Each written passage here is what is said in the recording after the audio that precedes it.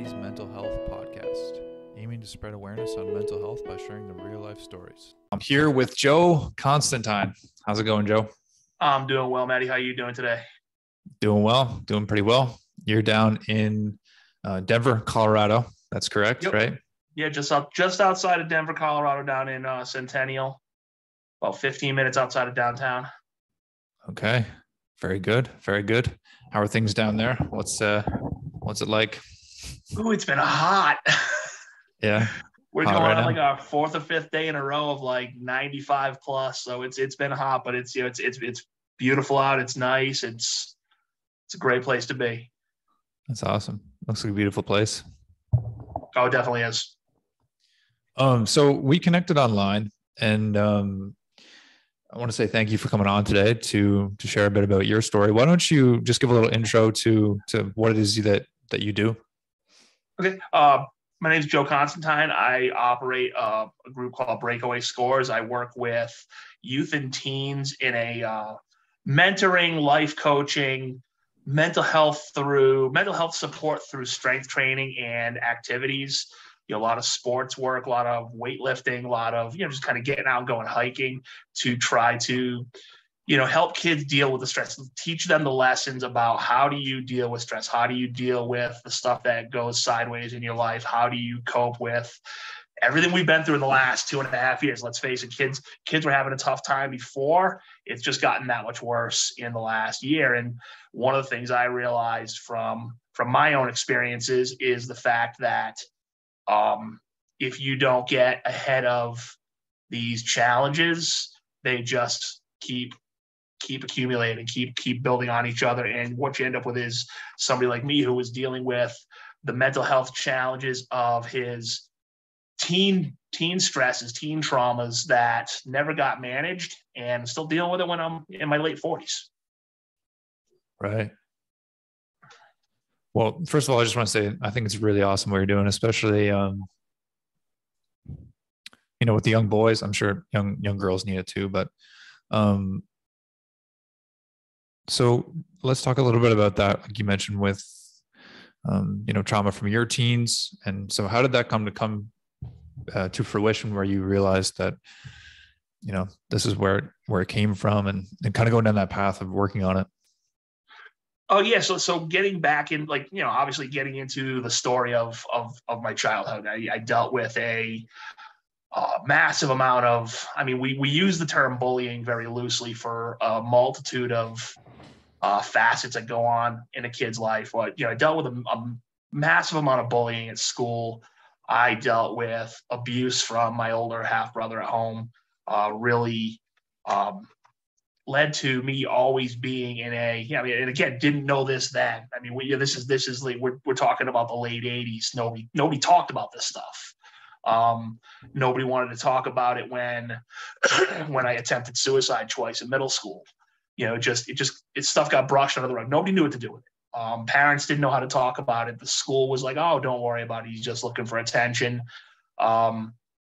Managed my way through high school, fought and clawed my way through to just kind of, graduate, get out of that environment, get on to college, get my degree, get on into life, and start working and realizing that.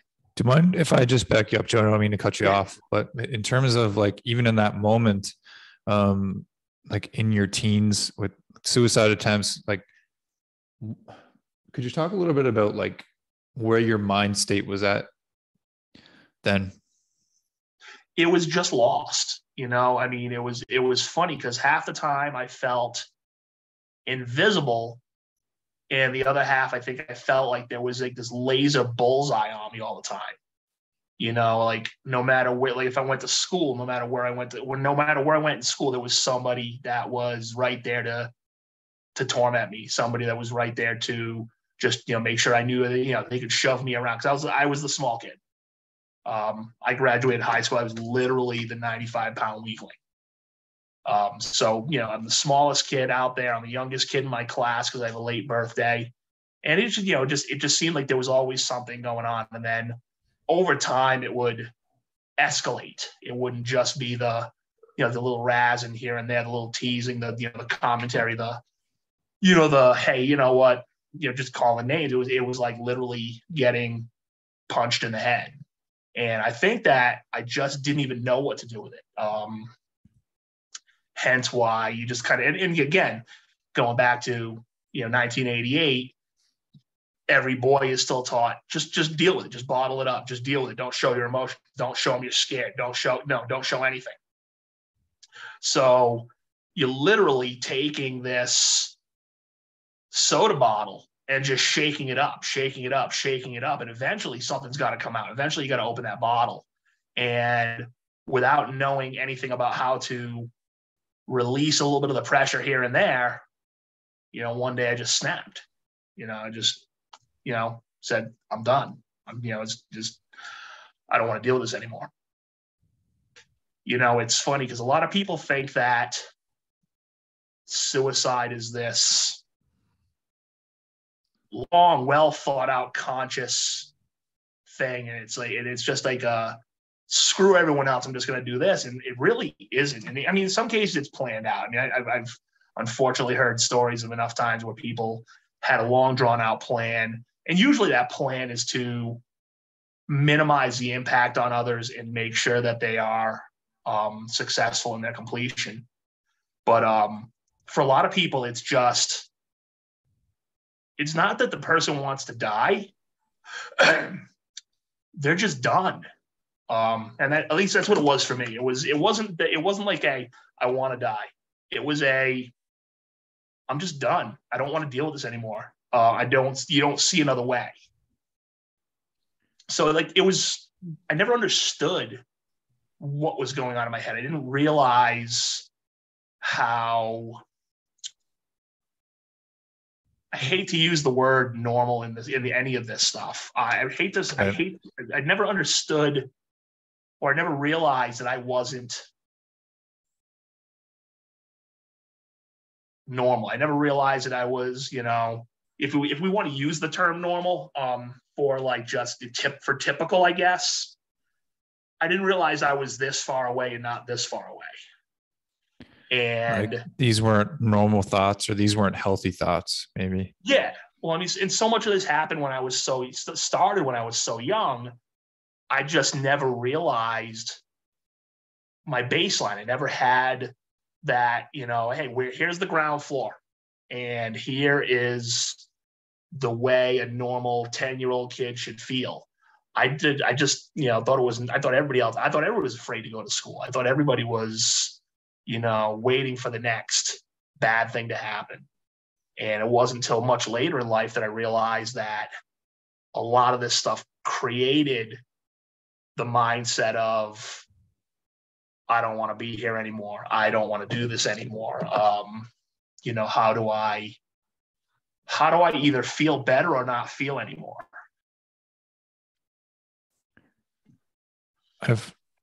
I've heard it be described with suicide as like a dark tunnel, and the only thing you can see is like, this is the only way out. Like, this is the only thing that's going to alleviate the pain. It's kind of like everything else is just dark. Yeah, I can totally see that. I've never described it that way, but I can totally envision that. Just seeing the end of the tunnel, the only light you see is that. And you're looking for another exit out of that tunnel. You're looking side to side, you're looking up and down, you're trying to find another way. But eventually you become fixated on, hey, there's only one way out. And one of the things, go ahead. One of the things that I've realized in the last, decade or so, that I've started to go on this mission to, it doesn't sound right when I put it this way, but this mission to help kids not be me.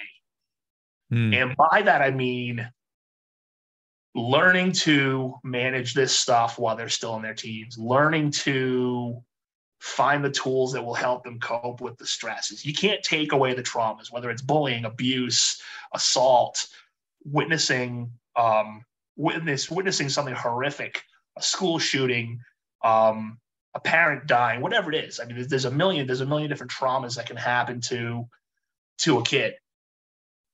There's no way you can't take away what happened. You can't make them magically forget what happened.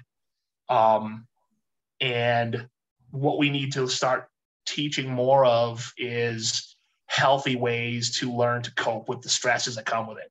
The nightmares, the memories, the fears, the trepidations, the adverse reactions to songs and TV shows and noises and smells, whatever it might be, whatever it is that triggers that stress response.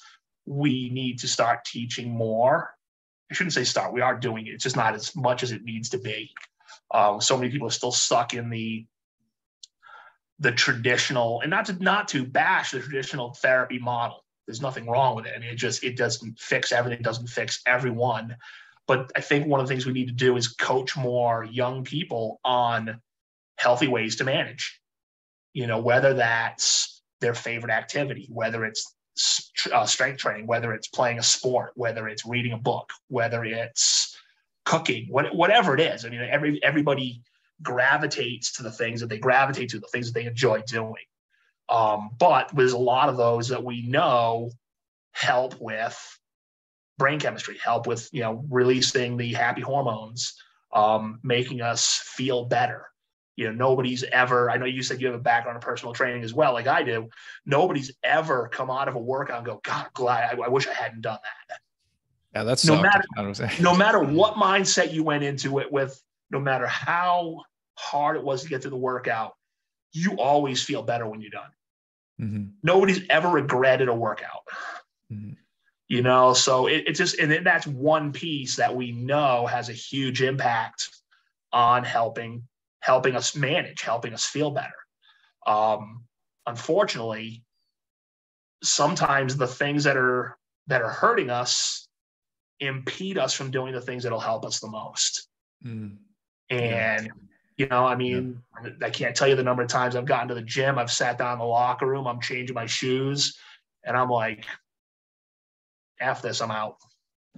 And picked up my stuff, walked out, got in my car, and gone home. Mm-hmm. Worst decision I could make, but it's what I did in the moment. Mm-hmm. Even if I just go in there and do one thing, go in there and do one set of squats, go in there and do one set of bench press, whatever, I feel better. Yeah. And usually if you go in and do that one set, you're going to do more. Yeah. But that's just one thing. And, I've said many times when I got to college, I was tired of still being small. And I found the magical place called the weight room. And I started lifting, and I had a lot of free time. It's just, with the way school was, and I was commuting an hour each way to school each day. I had plenty of time. So I was lifting 2 to 3 hours a day. And I grew 4 inches, put on 100 pounds in a year. My confidence went through the roof. My ability went through the roof. I was able to cope with things. I felt better because, who's not going to feel better when you're working out that much? You just do. Mm-hmm. So it's become, as I've morphed my work from, youth training, strength and conditioning to more coaching and mentoring, the gym has always still remained a integral part of it because it was such a huge thing for me. Is weightlifting the solution for everyone? Oh God, no, hell, of course not. And if you approach it the wrong way with different people who have been through different experiences, it can even be something that will really turn them off.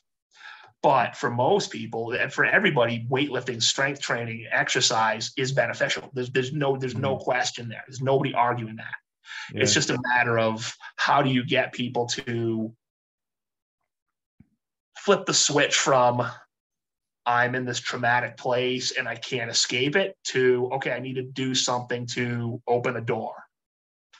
Right. Yeah. I think I think about it like, with exercise, it's like just, it's part of the baseline. Like, what are the things you'd have to do to get yourself, like, I guess you could say to optimal, to give yourself a chance. Like, you start with your body. Like if you're going to go into changing your health, changing your mental health, like that would be like one of the baseline things would be to just exercise in some capacity. Yeah. I mean, when you really think about it, I think we've made a huge mistake when the health, the wellness, the fitness, the medical, all these worlds, when they talk about physical health and mental health as two very separate things that have this wall in between them. Yeah. And in reality, you can't have one without the other. You know, I mean, when I was heavily working as a personal trainer and strength coach, I'd have a lot of people that would come to me and say, hey, well, you know, I got a friend who wants to lose 100 pounds. Can you help them? And my answer was always, well, yeah, of course I can help, but I'm not the first person that they need to talk to. They need to give, when you have somebody that's literally that far overweight, that far gone from healthy, they need to get into why they have such a dysfunctional relationship with taking care of their body, why they make the wrong choices when it comes to eating and drinking, when it comes to exercising, when it comes to, hey, I could go for a hike, or I can sit on my butt and do nothing. You know, there's reasons why people get stuck in those patterns, and it's not because they don't think they need to do things to feel better. It's not that they don't want to go do stuff. They just feel stuck. And if we can't get through that first step of, hey, how do I get this person to recognize and improve their relationship with nutrition and exercise? I as a trainer become just a babysitter. Yeah. And I can sit there and babysit the person through the workouts, and I can sit there and say, okay, now get on the scale every Friday. And we do that. We have an accountability relationship. And yeah, they're going to lose weight. They're going to feel better. They're going to look better. They're going to do things better. They're going to have more confidence. But the second we break that relationship, for whatever reason, they move, finances, availability, whatever the case may be, without addressing what had them in that earlier place to begin with, they're never going to maintain what we did. So I've had friends, I've got a few friends that work with people like that who need to talk about why they're there. How did I get here? You know, I mean, most people that are that far out of the good, healthy, physical and mental, they're going to ask themselves, hey, how did I get here? The problem is it happens so gradually, you don't even realize it. And the same kind of things can happen with your mental health. But if we don't address one, we can't really impact the other. So until we get to the bottom of that person's mental health challenges and what's happening there, they're always going to struggle with, okay, we lose weight, put weight back on, lose weight, put weight back on. And it's the same thing. You know, like when we talk to people about their mental health struggles, when I'm working with kids who have serious trauma histories, when I talk with kids who have serious anxiety, when I talk to kids that are starting to show signs of substance abuse, one of the things we have to get into is, hey, you need to sleep more. You need to eat better. You need to exercise more. And when we do that, we can work on the mental health and vice versa. Right.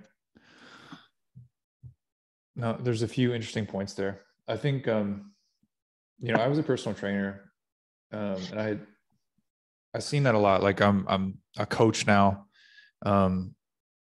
It's a little bit different. It's a different format. I focus more on like, the, how you think, how you feel, and how you act in that space. I think that's what you're pointing to as well. But I definitely seen that in the personal training space where it's like, yeah, like babysitting might sound like a harsh word for someone that would go to a personal trainer, but it's not always that, for sure. And it depends on the person, but like, you just feel what's that? I think you're right. I think babysitting is the wrong word. I mean, it's a word. I mean, and that's why I kind of got back to the accountability side of things. Yeah. It's being there to like, hey, you got to do this. You're paying me. You're paying me to make sure you do this. So yeah, I definitely hear you. Babysitting is definitely a harsh word for a lot of it, but in some cases it is the right word. Yeah, exactly. Yeah. Or it just kind of becomes like maybe a commodity, or like just kind of, you just go, but it's the main point being like, you can get the workout in that time. Maybe you do a little bit of like diet stuff, but you're not really addressing what the actual problem is. And that's what I found a lot. It's like, okay, we're doing this, but like, why are we here? And the second that I go, if it's like, even if you're here with me for a year, 2 years or more, the chances are, if we never address why you're actually here, the second that we stop doing these sessions, you'll probably go back to where you were. Mm-hmm. That's unfortunately what happens. I mean, that's what we see so much of. I mean, it's when you talk to so many people in the fitness world, and so many people in the fitness world all think they have the one way that's gonna make the difference. And the reality is, all of these methods help people make the change. It helps them lose weight. It helps them feel stronger. It helps them, whatever they're looking to do, run faster, whatever it is. The problem is the sustainability, and like, again, until we address what's going on, it's the whole golf is a game of 6 inches, the 6 inches between your ears. Mm-hmm. Until these health related places start working more, mental health and physical health working together, we're never going to see the across the board sustainable changes that we all talk about. Mm-hmm. And it's amazing the parallels between, the coaching, what you and I are talking about, where I'm doing the work with kids to help them with that stuff. You're doing the work more with adults to help them, feel better, be better. Until the entirety of the mental health and physical health worlds want to cooperate and actually take down that veil that seems to stay between those two, and really focus on, hey, you know what, we can't fix this one without this one. We can't fix that one without that one. We're going to be stuck in this holding pattern for a really long time. Right. 100%. Yeah. I really like that analogy, like that the pathway, like think, feel, act.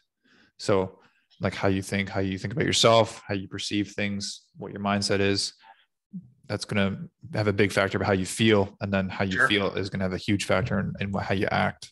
So if we're just focusing on, okay, what's the actions, and never looking at the first two. Yeah. And I think that's where a lot of it gets stuck is we've tried to, I think you used the word, become a commodity. I think we've commoditized the entire health network. I mean, it's become transactional, not a pattern. And if we keep it that way, then nothing's going to change. Whether that's the mom who wants to look better, feel better, live better. It's the grandparent that wants to get down on the floor and play with their grandkids. If it's the, whatever it is, if it's the guy who was bullied for years and years and years, and he's overweight and wants to lose weight so he can feel better about himself and build confidence. I mean, there's a million examples, and every story is slightly different. But at the same time, I think there's some very common patterns within all those stories of how you think about yourself is the first thing. Mm-hmm. When I was in my darkest times, I hated myself. Mm-hmm. Absolutely hated myself. I wanted not. I'm sitting there going, why would anybody else care? Because I don't. And when I was able to change that in some ways, I started feeling better about myself. I started liking myself. I started liking what I was doing and who I was becoming. I was able to do better things for myself and therefore also for those around me. And I think that's been lost, or maybe it was never there as much as it needed to be across the board, where people realize, hey, you know what? You gotta take care of yourself first. You have to value yourself first. You can't love someone else if you don't love yourself. I shouldn't say you can't love someone else. You can't support someone else if you're not supporting yourself. Right. I think certainly in a relationship, right? Like if you don't love yourself in a relationship, you love someone else, like going to be a very difficult relationship. Yes. That's what I was trying to say. Like, I had something I was going to bring up there.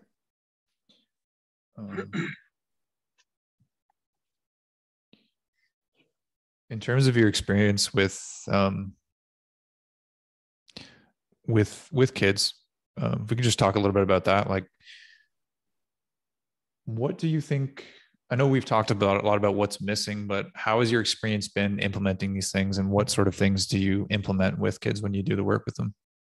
So, I mean, again, it all depends on what we're working with. A lot of the kids that I work with are just kids that they're stressed. They're confused. They're being sent a million different messages, and they're 12 to 15 years old. They're in that period where their brain is developing and learning those critical thinking skills, learning the ability to discern right and wrong on its own. And they're being sent a whole lot of different messages. Teachers are giving them more outside messages that may or may not align with what their family has been giving them. Friends are giving them messages that may or may not align with what their family, obviously the family is still the biggest influence, but then you have all these other influences that get kids questioning, hey, what's right? And so a lot of times it's just kind of getting into that and be like, giving them some thinking points, giving them some clarity, helping them to learn how they can analyze their own situations. When I get a kid who, obviously politics is a huge one that gets a lot of kids stressed out, confused, and hell, it gets adults stressed out, confused. Yeah. Partly because most of us only have a fraction of the information we think we do in terms of having an intelligent conversation about it. Yet here we are arguing and berating each other and tearing each other down because two people don't agree with each other. Kids have less ability. I mean, let's face it, the human brain isn't fully developed until the modern thinking is minimum age 25. Most stuff that I've read says closer to 28. Some say as high as 30. And here we are trying to treat 16-year-olds like they're fully formed, fully grown, fully developed adults. And in reality, in some ways they are, in some ways they're not. But we're not always making that distinction. So you got kids that are starting to learn to question things, question authority, question mom and dad, question the teachers, question their coaches, question their friends, and they don't always have the knowledge, the foundational education, the skills to have what's the word I'm thinking of, a calm and collected conversation with each other and just, hey, yeah, you know what? I believe this, you believe this. Okay. We don't necessarily agree, but we don't have to hate each other because of it. But then you watch the news, and the news is basically saying, hey, if he doesn't agree with you, you're supposed to hate him. And it's just such a weird, to me, it's such a weird concept of, I don't fully 100% agree with anyone. I can see the good and the bad and the ugly in a lot of different things. But I'm also 48 years old, not 14. And I've had a lot more experiences. I've had a lot more education. I've had a lot more ability, a lot more time and ability to watch things and make my assessments based on them. So a lot of times kids just need to hear, hey, you know what? Your thoughts are valid. Your ideas are valid, and it's there for you to determine. But just sometimes just listening to them, be like, hey, why don't you think about this a little bit? I tell every kid I work with, I tell them this. I'm never going to tell you what to do or what to think or what you should, or that your thoughts aren't valid. But I may give you, hey, here's some things to think about. Here's how I think about it. Here's how I see it. There's something to think about, and instead they're so used to so many people trying to change their mind, trying to dictate what they think. And when you have that developing brain in that period where it's starting to learn, again, start to grasp the critical thinking skills. And then you got everybody around you telling you, no, this is what you have to think. This is what you have to think. that gets confusing. That's stressful. That could be even, for some, that could even be viewed by the brain as traumatic. So, you know, that's a big one that I work with. Some of the other ones are, I work with a group that provides mental health treatment to kids and whose families can't afford it. And they've been very successful in bringing in alternative therapies, you know, canine therapy, equine therapy, somatic therapy. They brought me in as a personal trainer and then realized that I had a background in getting through my own traumatic past, and we've kind of found that it's a very good fit, and that the coaching that I do and the mentoring has been great. But a lot of these kids, they are developing massive signs of anxiety at young ages. Some of them have dealt with trauma. Some of them have suicide attempts. Some of them have non-suicidal injuries, you know, and everything in between. And a lot of times it's more just they don't know what to do with that. Again, not bashing the traditional therapy model, but they just don't know what to do with it. And they're like, I need somebody that will guide me. And a lot of times I'm just listening, you know, and again, I use the exercise, activities, weightlifting, sports to facilitate a lot of conversations. I mean, I get kids will come in and they'll be shut down. And I'll be like, all right, there we go. Get under the bar. Right. We start doing some bench press, some squats, some deadlift, whatever. You know, it honestly, half the time it doesn't really matter what we do. It's just about getting them to put some stress on themselves, some good valuable stress on themselves, and that releases endorphins. That releases, you know, that changes the way your brain's, you know, operating. And then next thing you know, tears start streaming down the eyes. They're open to talk, whatever the case may be. I mean, you know, every time it might be a little bit different. Other times they'll come in and they're like, this happened with mom and dad. This happened with teachers at school, or I had a great day at school. I want to talk about it. I really like it when I start getting those, because that means that they're recognizing the positives. One of the things, and this is something I struggled with for a long, long time, was recognizing when something good happens and not just focusing on the crap. That's real easy to look past the good grade in school. You know, hey, I did well on a test, and be like, oh yeah, but you know, I didn't do well at practice, and not recognizing the success, but only recognizing the challenge. I think you can get stuck. I think especially in that age, and that's a fascinating point you made, by the way, with like the critical thinking part of the brain developing, and then everybody telling them this is the way you should act, this is the way you should do things, and not asking. So there's a lot of telling, not asking. That's a great way of putting it too. Yeah, I think that's a really good point. I think that's a difference between I think that makes a good coach is asking instead of telling.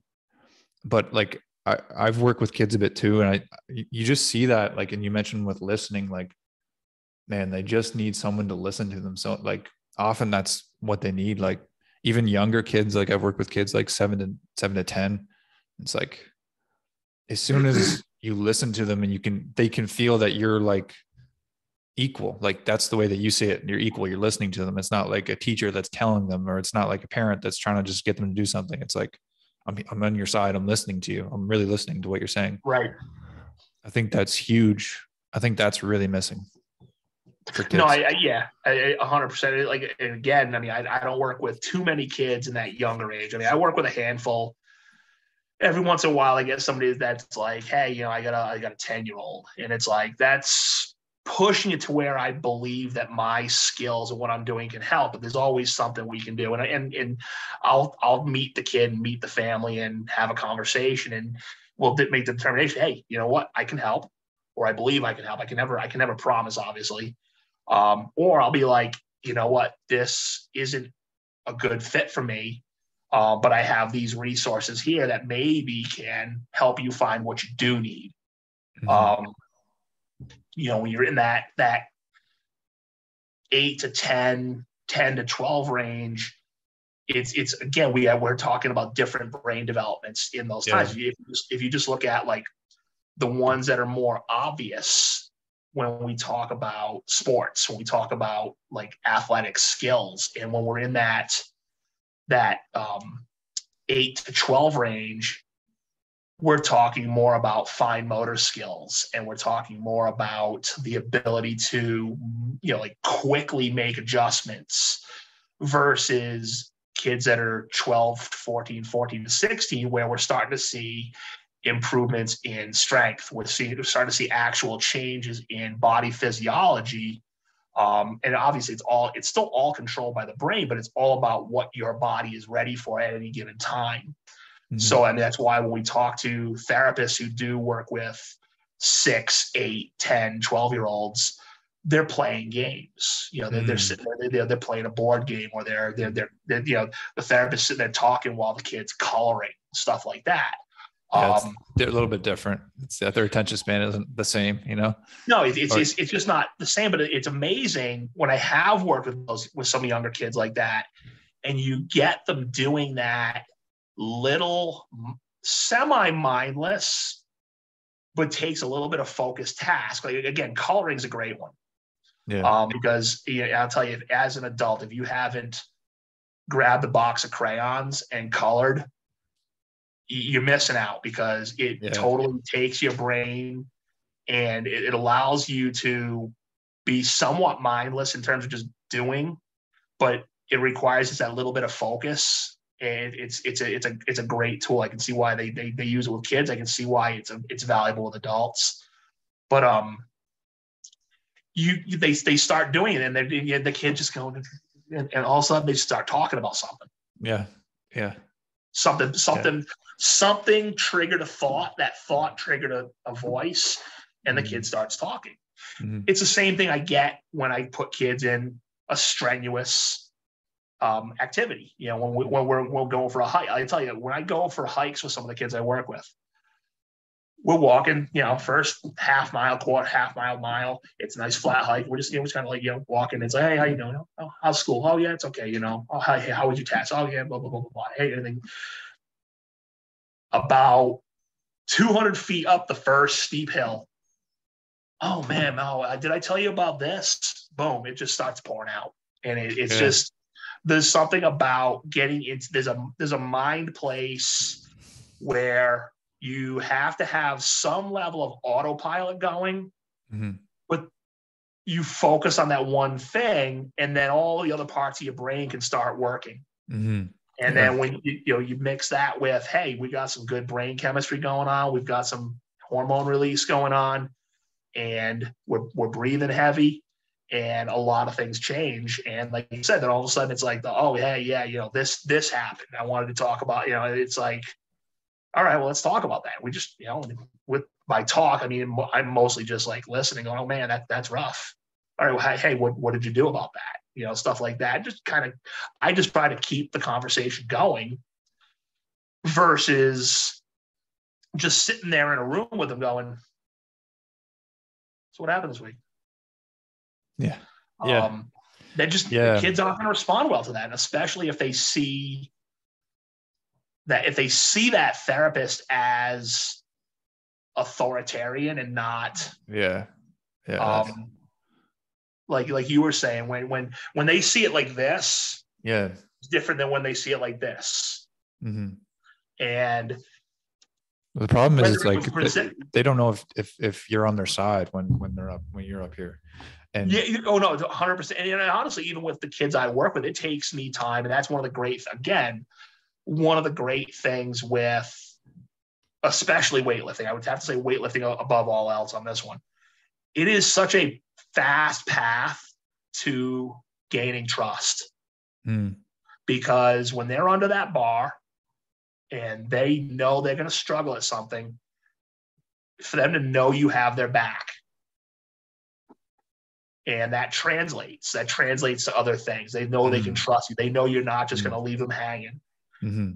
They know you're not just going to like run out of the room in the middle of a bench press when they're struggling. And they start to trust. And I tell every family the same thing. I said, I'm not bound by client privilege the same way a therapist is.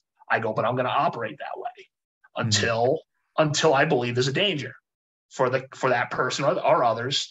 If I believe there's a risk, I'm going to report that to the appropriate people. If it's the parents, if it's the emergency contact, if it's the police. Mm-hmm. But if I go to the parent with every little thing the kid talks about, then that kid's not going to tell me anything anymore. Exactly. Trust gone. And so there's no point. At that point, I'm just a personal trainer again. Yeah. Which again, there's benefit to, but that's not what we're there to do. Mm-hmm. So just not what the kids need. Not what the kid needs, probably too. Again, there's benefit that they need it, but it's not all they need. Yeah. They need far more than that. And the more you can develop that trust, develop that I hesitate to use the word friendship, even though it's there, but because that's not what it's about. Mm-hmm. It's more about, one of the things that's missing so much is, for so many kids, is that trusted adult that they can confide in. A lot of kids don't believe they can talk to their teachers. And in some cases they can, in some cases they can't. But it's amazing when you go into the sports world and the number of kids that will tell their coach anything and everything. They confide in the coach because they trust him, they believe in him. The number of kids, I've been coaching sports since I was 20 years old. The number of kids that I'm still in contact with from 10, 15 years ago that I've coached. And they're just like, hey, coach, here's what's going on in my life. Hey, how you doing? They see me on Twitter or something. Go, hey, how you doing? They see me on Facebook. They see me whatever. Or when I go back and visit my family in New England, I'll run into people. Hey, it's cool because obviously you made an impact in their life. Yeah. A football coach coached me 10 years ago, and I went and visited him the other day. Still keep in contact with him. Yeah. I actually had him on this podcast. One thing he said that will always stick with me was because he's a really good coach doing a lot of years. He used this analogy of building bridges. It's like the importance of making connections to other people, specifically in relation to coaching. So there's like a stone bridge, making an actual bridge to another person. And they both parties know they can walk freely in the bridge, using that analogy as analogy for the connection that's built. Oh, I love that. And I really like that, because it's like, if it's a dictatorship, if you're just telling, if there's no real connection, if it's like this, then there's no real bridge. And there's there's no reaching out to the coach 10 years later or 15 years later. There's none of that. Well, one of the things I've said many times is the difference between somebody who has a whole lot of knowledge in whatever it is, sports, sports, math, reading, whatever it is. The difference between somebody who has a whole lot of knowledge and a coach is the ability to communicate that to a multitude of people. One of the biggest challenges I have on a daily basis, especially when I start with a new client, is how do I communicate with this person? What are their modes of communication? How do I transfer what's in here that needs to go there? How do I transfer that?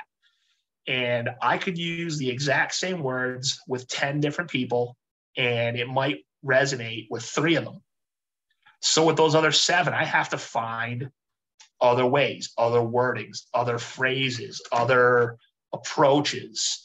In some cases, it's as simple as tone. In some cases, getting back into physical work, you've got your primary, your old school primary learning modalities are auditory, visual, and kinesthetic. Auditory, they can hear directions and they can take those directions and run with them. Visual, they need you to demonstrate what you're doing and then they can copy it. And then kinesthetic is they need to actually feel it. Now, here's the thing. Very few people are one of those 3. They're usually heavily 2 and then minorly 1 of them. And now there's even some studies saying that there might be as many as 7 different learning modalities, which some of the stuff I've read kind of indicates it's getting into those combinations, kind of like red, yellow, and blue are your primary colors and every other color comes from them. Well, green is yellow and blue. So to say there's another color there, it's a combination of those two. And then you take the yellow and the red, the green and the red, you get brown, stuff like that. So most kids, it's like, okay, like a ton of athletes are very heavily visual kinesthetic. You show them what you want them to do, you give them the chance to do it, and then you talk to them, okay, I'm going to manipulate you, I'm going to move your shoulder, I'm going to move your knee, I'm going to move this, and then they feel it, and now they can do it forever. Mm-hmm.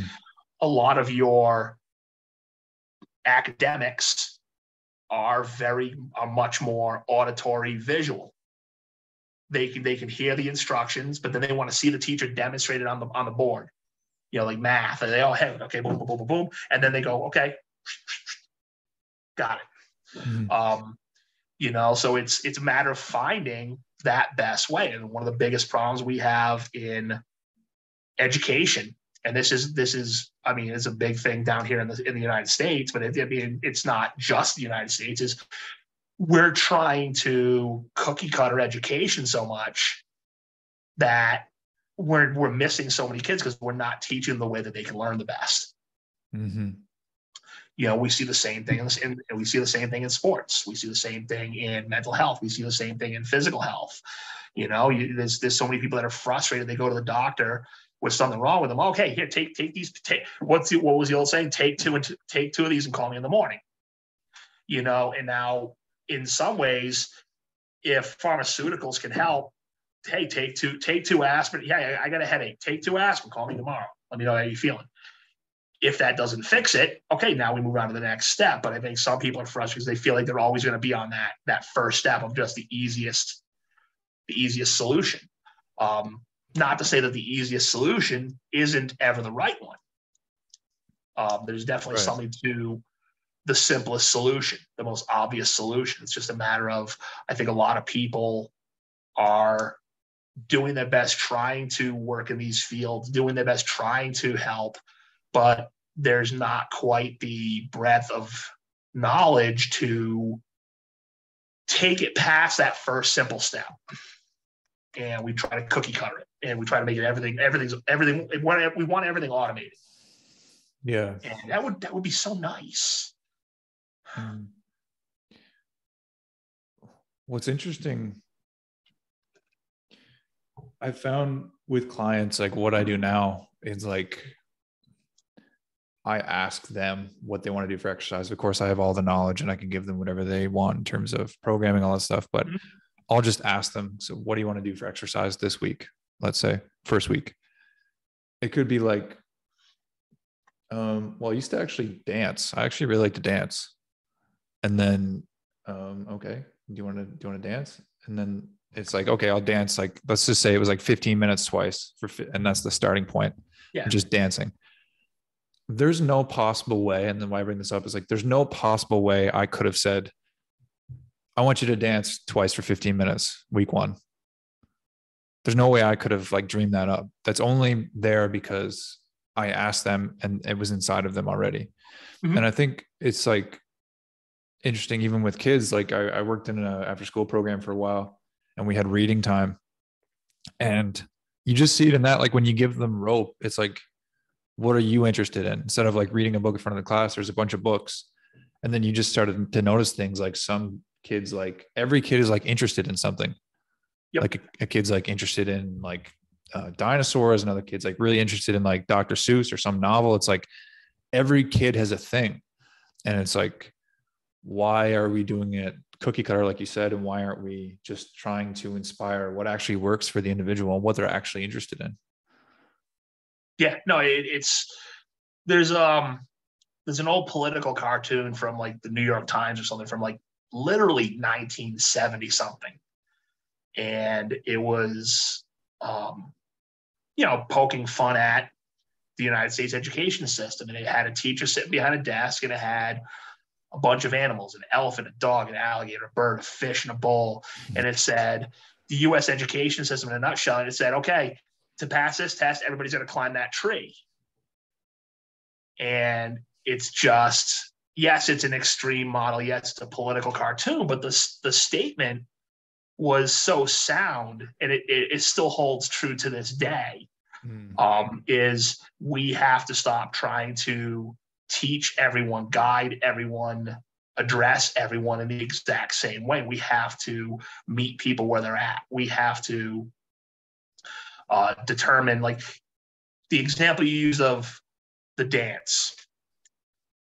You absolutely could have seen this woman and gone, hey, let's dance. And she'd be like, oh my God, I dance. I love to dance. That's going to be the greatest. And you got lucky. You guessed and you were right. It's like winning the lottery. You guessed, you were right. It happens. You know, if you guess and are right an awful lot, then you've got a gift. But that's a whole different conversation. But the fact is, you communicated with the person. You said, hey, what do you think? What do you want to do? Because again, like with what I do the same thing. I ask, hey, what do you want to do? What do you want to do today? Part of it is because unless they have some specific fitness, training, strength, sports goals, it doesn't really matter what we do. Yeah, exactly. We get them moving. If the more they enjoy it, the better. Hence why when kids, like I got one kid, he hates kettlebell swings. Hates them.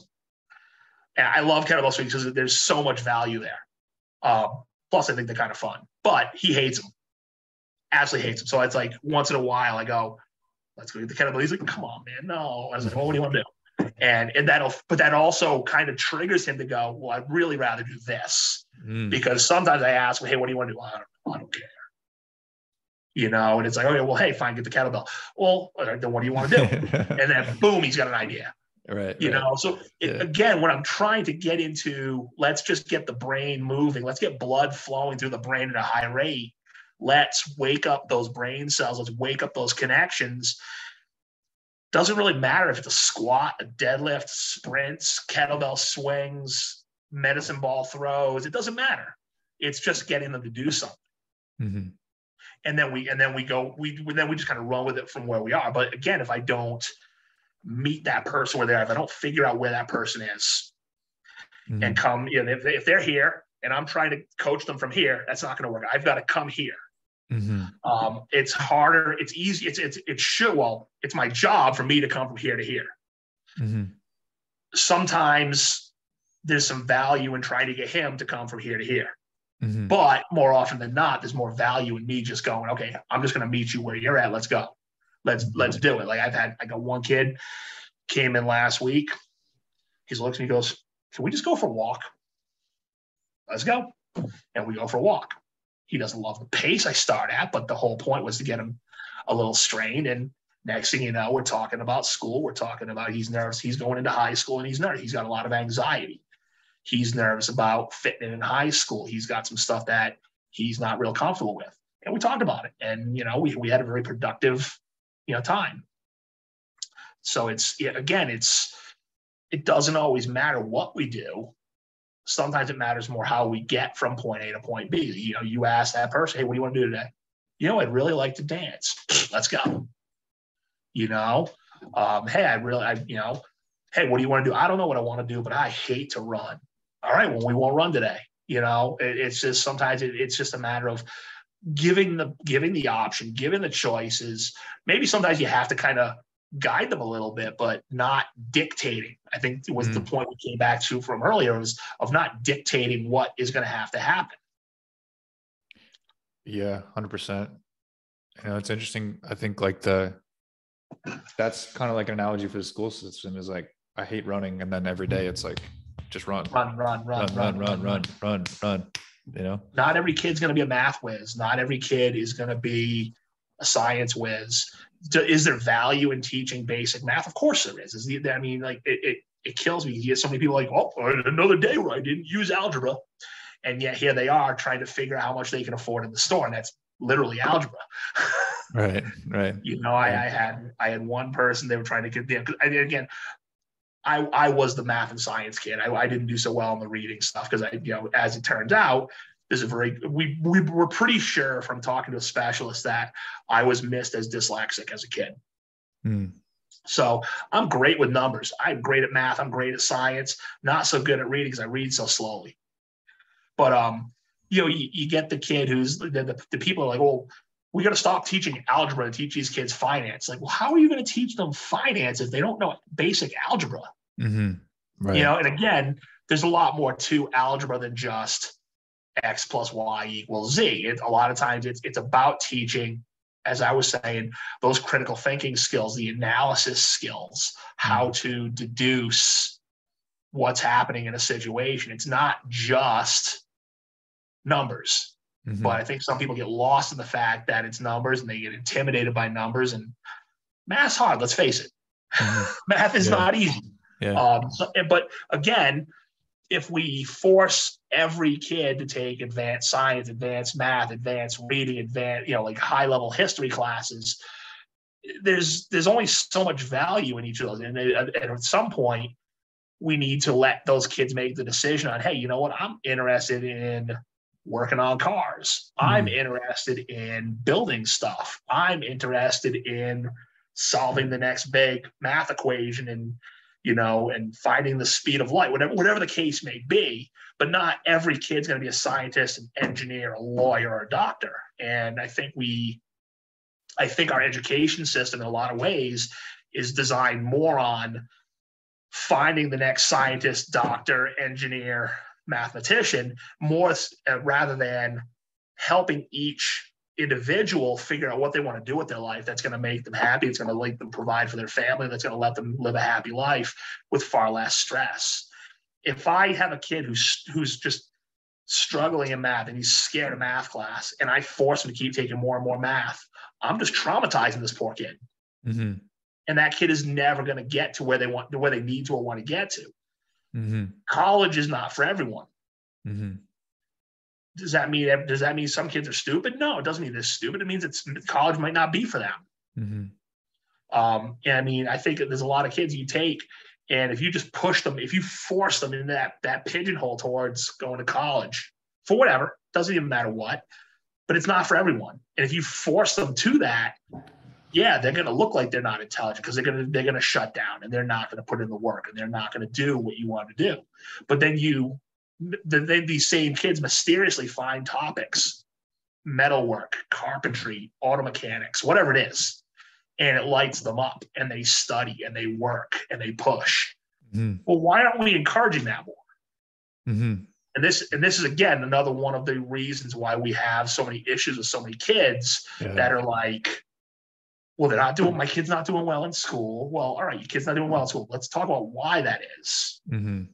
My kid's falling behind in school. Let's talk about why that's happening, not that it's happening.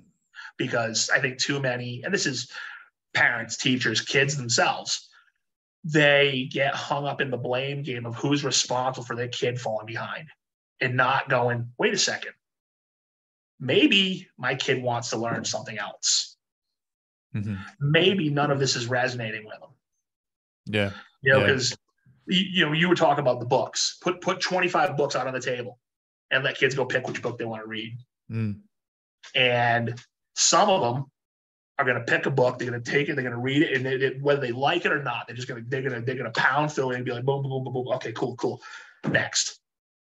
Some are going to grab a book, they're going to read 10 pages.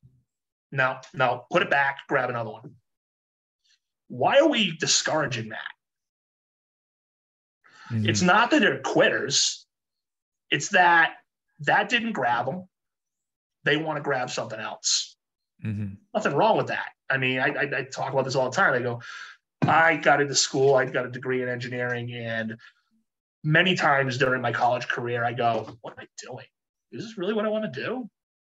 Well, I'm already in. I got to see this through. Yeah. And over the first few years of my career in engineering, I struggled at times. I had jobs that were no good. I had relationships with the jobs that weren't good. I just struggled. It wasn't where I was meant to be, and it took me a while to learn that. Then there's my little brother, who changed his major like 4 times, went to work in some field that had nothing to do with his major, busted his butt, and now he makes a ton of money doing something he loves, working in the tech field. But people looked at him, myself included, and we busted his butt because, you're changing your major again, huh? oh yeah, well, what does this have to do with your major? And here he is. But he followed the stuff that he enjoyed doing, followed the stuff that he cared about, that he valued.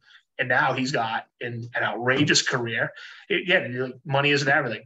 But if you can make a lot of money doing what you love, hell yeah. Yeah. I mean, I'll take that all day long. But I think we try to pigeonhole so many people, kids in particular, and we don't let them explore enough.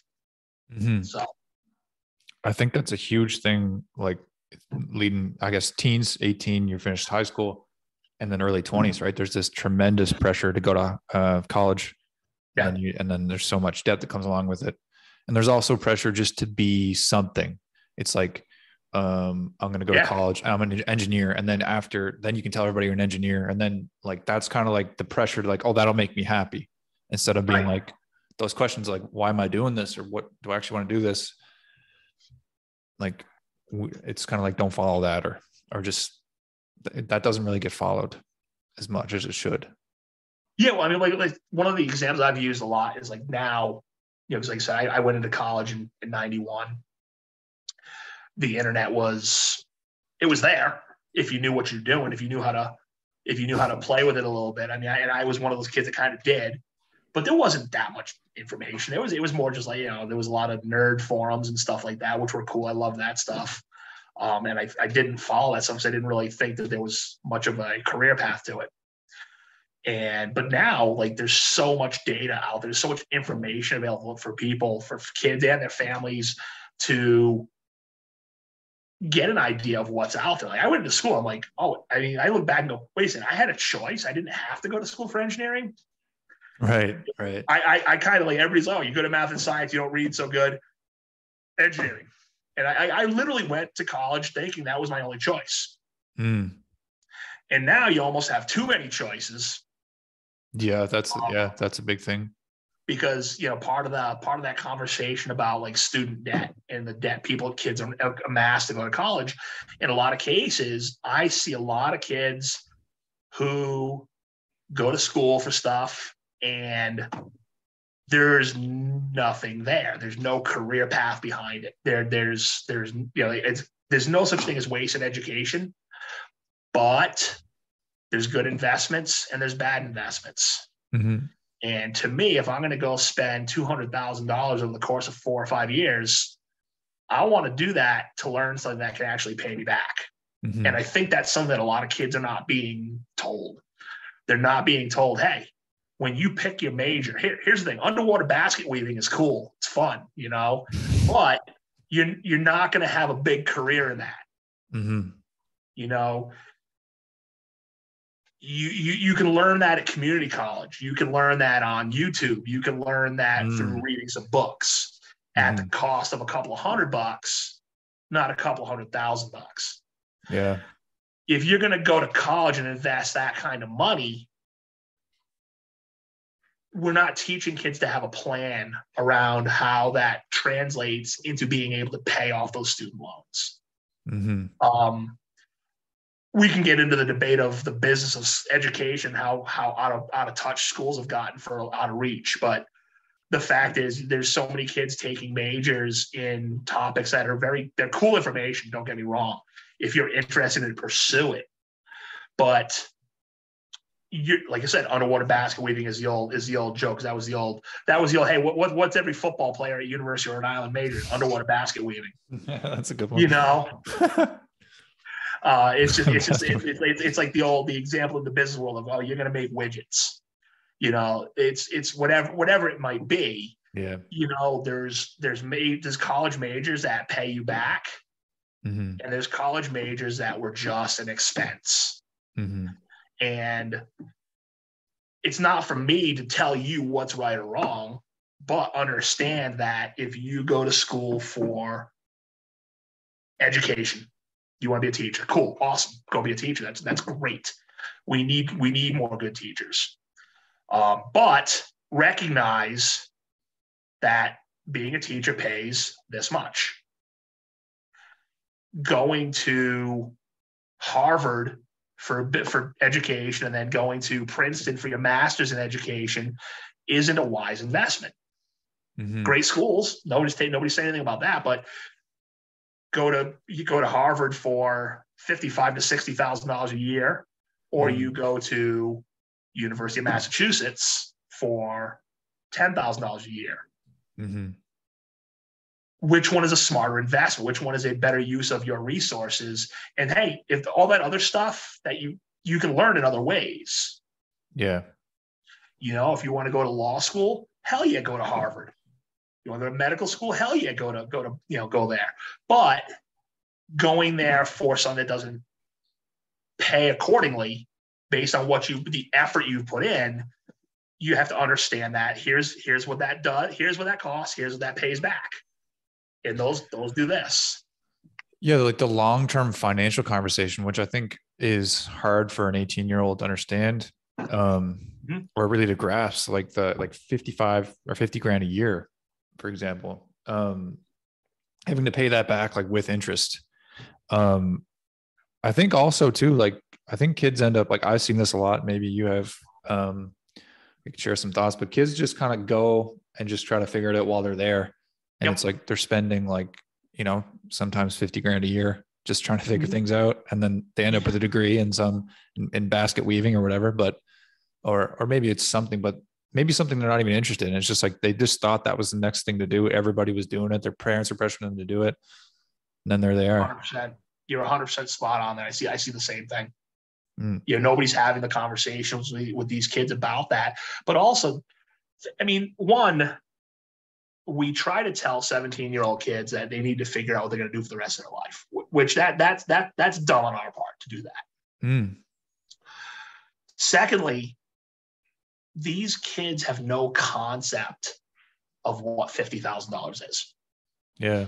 They just said they have no concept, and that's not on them. That's on the families. That's on schools. That's on the adults in their lives to say, hey, do you even know what this? Like I had one kid a while back, and he came from a very well off family, and he's talking about school and whatnot and this and that. I go, do you even understand what your car costs? Mm-hmm. Do you understand how much gas in your car, insurance, your car, everything else costs? Mm-hmm. And he's like, no. I go, don't you think that would be valuable? Well, I don't have to worry about it. I go, you don't have to worry about it now. You could very well have to worry about that in 10 years. And I think a lot of kids are not being taught those lessons. They're not being taught that, hey, you know what? If mom and dad have the ability to pay for everything for the kid, that's awesome. But I think they still need to teach the kid the value of those things. Mm-hmm. You know, it's funny. A lot of people say, "Oh, this kid's never had a job. This kid is mommy and daddy bought him a car." Well, no, there's nothing wrong with that. Hey, if I could sit there and put my kid in a nice, safe car and pay for his gas, pay for his insurance, not have him need to have a job while he's in high school and college, so he can focus on his education, more power to that. That's fantastic. However, I'm going to make sure my kid knows, hey, this costs this. This is what you would be making at a job. This is what this costs. This is what you'd be able to afford. I'm going to make sure he learns those lessons. You know, for me, I mean, I had jobs in high school. I had multiple jobs in college because I wanted money to play with. I wanted to be able to have fun and do things. I was always a sports, sports equipment, junkie. Nice golf clubs, nice mountain bike, nice hockey skates, everything else. But, I also, my dad hooked me up with a car when I was 17 years old, but I had to pay for my gas. I had to pay for, if I wanted to have fun, I had to go pay for that stuff. So I had to learn, hey, this is what that costs. I work this many hours. I have this much money, and that goes to this. I think, my dad made sure I knew what the car cost, so I was grateful that they provided that for me, but I also am grateful looking back that I knew what that cost, because I was able to start to learn about what I need to do to have the things I want, to live the life I want, to be able to provide for my family the way I want. Mm-hmm. Yeah, I think that's super important. And just getting the wheels turning of like what work is required. Because I think the trap there is like this stuff just comes to me. This is just normal. I don't really have to worry about it. And then all of a sudden down the line, say it is 5, 6 years later, they're done at school and everything. And then they're just like, fuck, everything's a shock because like, I feel like I can't pay for anything. Well, so many kids get told, oh, if you go with this major, you'll come out of school making 6 figures. Yeah. And I'm sorry. I don't care what your major is. There's very few jobs where you're coming out of school and you're making 6 figures. Mm. Maybe you come out as valedictorian of your class and you are the top and you come into a good situation. Maybe, but there's very few jobs that right off the bat, boom, you're making $100,000 here. It's just not out there. It just doesn't exist. I think if you are like a unicorn, that would be the one that put in a ton of work to get there, like had a bunch of experience, knows his shit, like had some experience, really, like I think it's worked internships every summer, made the connections, showed that they're a worker, and then they come into a company that's got the means, and they go, hey, you know what, you've busted your butt for the last 4 years for us during the summers, we're going to reward you for that. That kind of thing. But there's not too many jobs where you're coming right out of school, no experience, just your degree, which, not to say just your degree is valuable. Your degree is a great toolbox. But anybody can buy a toolbox. If you don't know what to do with those tools, then that's where experience comes in. And so many people tell these kids, hey, you're going to make a ton of money if you do this. And then they go into that, and 1, they don't love the education. 2, they don't enjoy the topic. 3, they don't do as well in school. And next thing you know, they're coming out of, they're graduating with their degree and they got a 2.5 GPA, and the jobs, hey, what was your GPA? Oh, 2.5. Yeah, your GPA was 2.5, and now you want to get paid like your GPA was 4.0, and the two don't go together. So it's, there's so many other conversations, and kids are being told, "Oh, just get a degree, and you're going to make this much more money than you would." Well, that there's a caveat to that statement. That means that the degree is in something that, 1, you care enough about to work hard at. Yeah, that's a huge piece. Yeah, I mean, like I've said many times, you don't have to love your job, but you got to care about it. You've got to value it. If you don't value it, I know people that hate their job, but they value what they do, and they put up with a lot of bull to do their job and make good money and live a good life because of it. You don't have to love your job. It's great if you do. More power to you. If you love your job, then, what's the old saying? You love your job, you never go to work a day in your life. Right. That's great.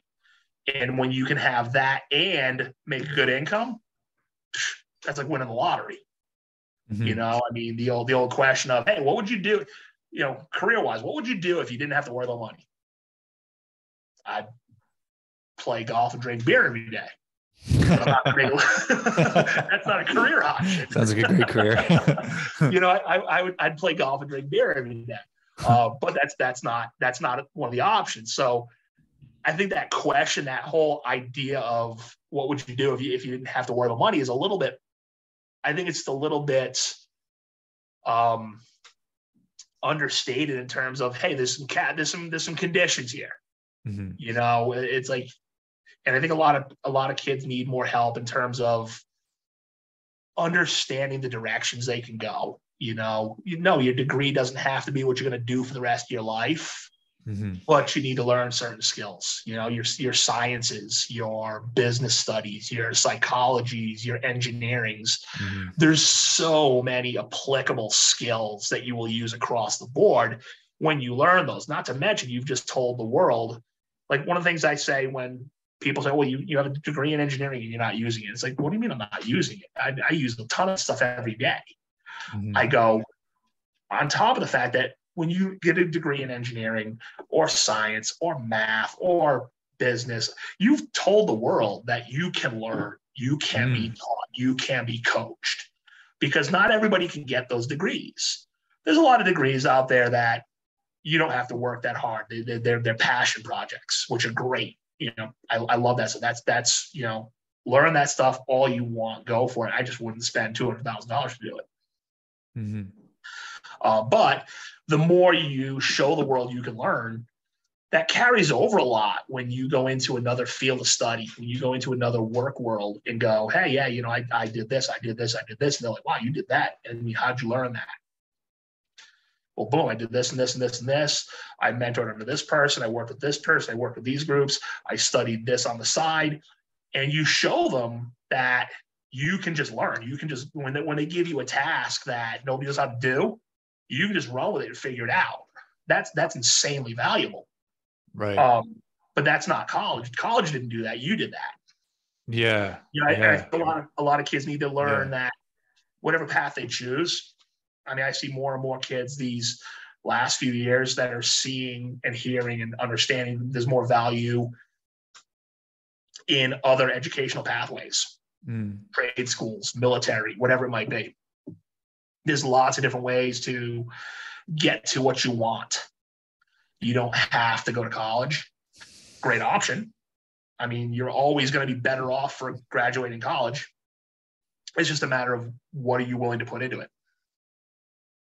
100%. I even think of it like in terms of like other pathways, in terms of like skills, like what skill is going to be valuable.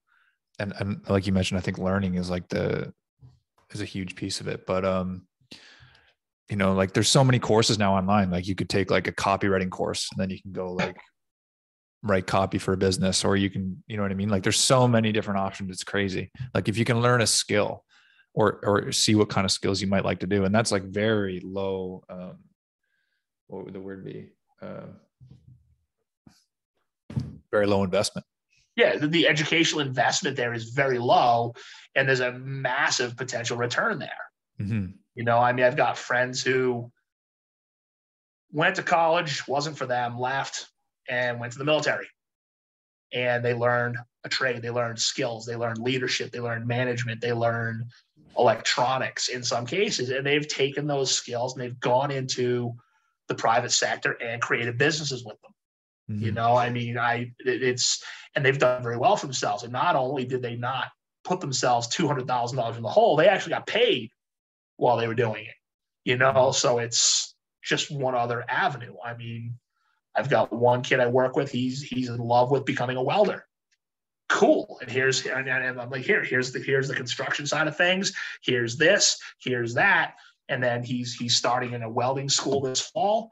He's going to, you know, pursue that. He's going to he's going to graduate high school this year, start doing that. He's going to go to a trade school and learn all the tech and learn a lot, you know, and here he goes. And he's got a path. And not that trade school is cheap, but it's not nearly as expensive as college. It's not nearly as long usually. And there's a lot better chance of coming out with a pretty solid job. Yeah. In a lot of cases. Pretty much guaranteed, right? There's such a high demand now. Oh, especially for specialty stuff like that, like welding, electrician, plumbers, HVAC workers. I mean, you come out of trade school and you've got companies not only offering you jobs, in some cases they're offering to pay for part of the education you just paid for and pay for you to get more. Mm-hmm. Right. Yeah, no, it's just, there's so many opportunities out there for that. I mean, it just, there was a program here in Denver a few years ago that a bunch of the big contractors in the area were bankrolling with a trade school, basically saying, hey, this is for all of you that are in jobs you don't like.